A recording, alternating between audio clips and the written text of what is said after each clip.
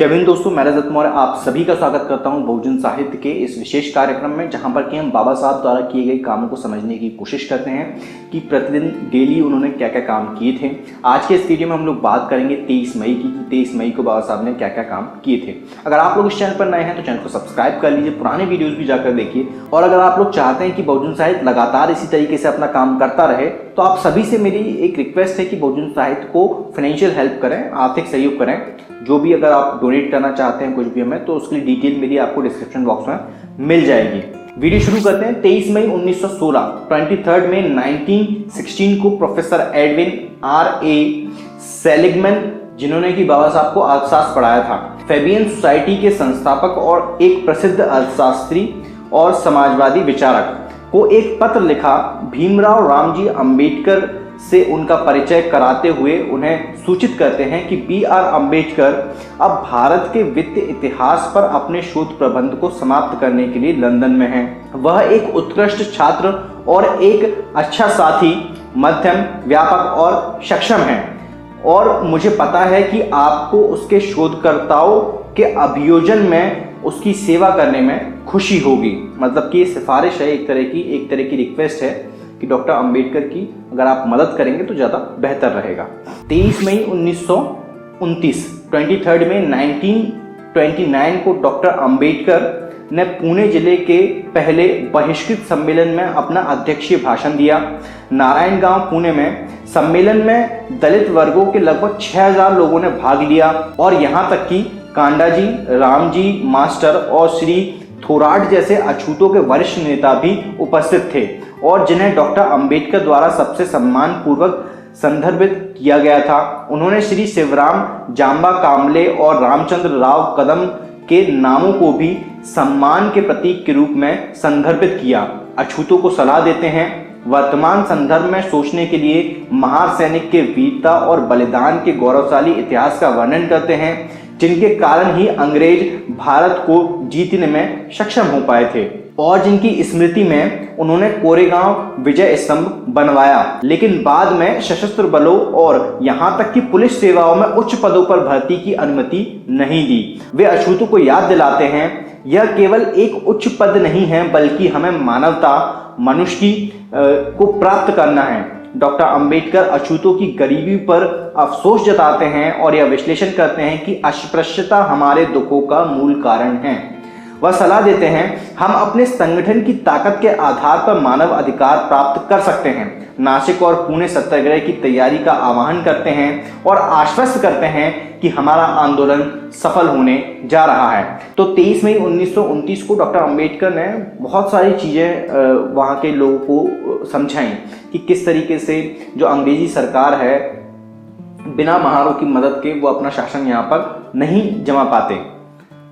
उसके बाद भी बाद में अंग्रेजी सरकार ने पुलिस की उच्च सेवाओं में और जो सशस्त्र सैनिक बल हैं उसमें महारों की भर्ती बंद कर दी। डॉक्टर अंबेडकर कहते हैं कि हमें हमारी जो जितनी दुख और तकलीफ है उसका जो मुख्य कारण है वो अस्पृश्यता है। लेकिन आज के संदर्भ में अगर इसको आप समझने की कोशिश करेंगे तो वो जातिवाद है ना। अस्पृश्यता जातिवाद के अंदर आता है। अब अस्पृश्यता तो लगभग आप देखते हैं कि खत्म हो गई है, पूरी तरह नहीं हुई है, लेकिन हाँ 60-70% खत्म हो चुकी है। तो अब जो बचा हुआ है वो है जातिवाद। तो आज की डेट में हम सभी लोगों को जातिवाद को खत्म करने के लिए काम करना चाहिए, जातियों को खत्म करने के लिए काम करना चाहिए। और मैं कई बार कहता हूं कि ये सिर्फ युवा पीढ़ी ही कर सकती है, ये और किसी के बस का काम नहीं रहा है। सिर्फ युवा लोग ही जाति को जड़ से खत्म कर सकते हैं अगर वो चाहें तो।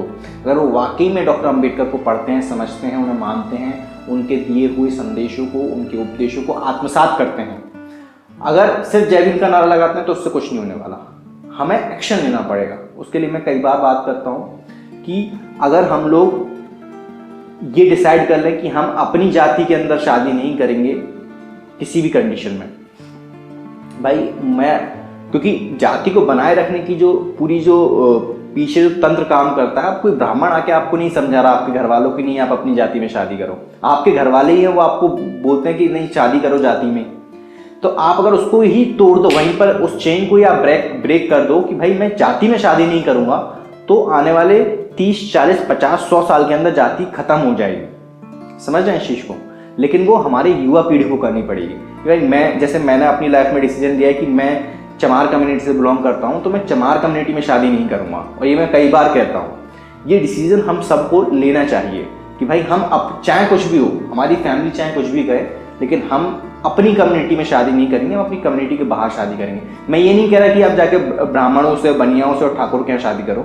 मैं ये कह रहा हूँ कि आप अपनी ही जो शेड्यूल कास्ट है उसी के अंदर इतनी सारी जातियाँ हैं, आप उनमें शादी कर लीजिए। उनके बीच भी शादियाँ नहीं होती ना, जैसे चमार, अहीर, भंगी, इनके अंदर शादियाँ नहीं होती हैं। डूम, मुसहर, इनके यहाँ शादी नहीं करते हैं लोग आपस में, उनकी ही कम्युनिटी में शादियाँ हो रही हैं। तो हमें ये करना चाहिए कि हम भाई अपनी कम्युनिटी में शादी नहीं करेंगे, हम बाहर की कम्युनिटी में शादी करेंगे। और जैसे जैसे ये कल्चर में आ जाएगा ना, हमारे आचरण में ये चीज़ आ जाएगी, तो जाति खत्म होगी। चिल्लाने से जाति खत्म नहीं होगी, एक्शन लेना पड़ेगा, एक कंक्रीट डिसीजन लेना पड़ेगा, और वो इंडिविजुअल बेसिस पे लेना पड़ेगा। क्योंकि एक समाज का जो सबसे छोटी इकाई होती है वो व्यक्ति होता है, तो उस व्यक्ति को डिसीजन लेना पड़ेगा, तब वो समाज का डिसीजन बनेगा। तब तक ये संभव नहीं है। 23 मई 1932, 23 मई 1932 को दक्षिण भारत के दलित वर्ग बेलगाम में डॉक्टर अंबेडकर को एक संयुक्त संबोधन और 500 रुपए का पर्स भेंट किया गया। वह सामाजिक और राजनीतिक सुधारों की आवश्यकता पर बल देते हुए संबोधन का उत्तर देते हैं। बैठक की अध्यक्षता दीवान बहादुर लाठे ने की, जिन्होंने डॉक्टर अंबेडकर को दिल से एक मजबूत राष्ट्रवादी के रूप में पेश किया। 23 मई 1949, 23 मई 1949 को माननीय डॉक्टर B.R. अंबेडकर ने अनुच्छेद 67A को वापस लिया। वह संविधान सभा में सदस्यों द्वारा उठाए गए विभिन्न प्रश्नों का उत्तर देते हैं, और डॉक्टर अंबेडकर ने अनुच्छेद 102 के तहत राष्ट्रपति की शक्तियों का संसद सत्र में नहीं होने पर अध्यादेश जारी करने की शक्तियों की व्याख्या की, और अनुच्छेदों के प्रावधानों के अनुसार समय अवधि की आशंका के लिए चिंतित होने की आवश्यकता नहीं है, ये कहा। 23 मई 1951, 23 मई 1951 में औरंगाबाद में जो कॉलेज बनवाया था बाबा साहब ने, उसके लिए जो हैदराबाद जो सरकार थी उसके वित्त मंत्री CVS राव ने 12 लाख रुपए दिए थे। औरंगाबाद मिलिंद कॉलेज के अभिलेख और पत्रिका में 10,30,000 रुपए की राशि बताई गई है। उम्मीद करता हूं कि इस वीडियो से आप लोगों को कुछ ना कुछ सीखने को, समझने को जरूर मिला होगा। मैं रजत मौर्य मिलता हूं आपसे अगले वीडियो। ये वीडियो आप लोगों को कैसा लगा नीचे कमेंट बॉक्स में कमेंट करके जरूर बताइएगा। अगर आप लोगों को बहुजन साहित्य का काम पसंद आता है, अगर आप लोग चाहते हैं कि बहुजन साहित्य लगातार इसी तरीके से अपना काम करता रहे, तो आप सभी से एक रिक्वेस्ट है कि बहुजन साहित्य की आर्थिक मदद करें, फाइनेंशियल हेल्प करें। उसके लिए लिंक आपको नीचे डिस्क्रिप्शन बॉक्स में मिल जाएगा। उसके माध्यम से आप बहुजन साहित्य के सदस्य बन सकते हैं, या फिर एक बार भी भुगतान कर सकते हैं। मैं रजत मौर्य मिलता हूं आपसे अगले वीडियो में, फिर किसी किताब के साथ, फिर किसी भी ऑथर के साथ, फिर किसी किताब पर चर्चा के साथ, फिर किसी बुक रिव्यू के साथ। तब तक अपना और अपनों का ध्यान रखें, पढ़ने की आदत को विकसित करें, क्योंकि पढ़ेगा इंडिया तभी तो बढ़ेगा इंडिया। जय भीम, जय भारत, जय संविधान, जय जोहार।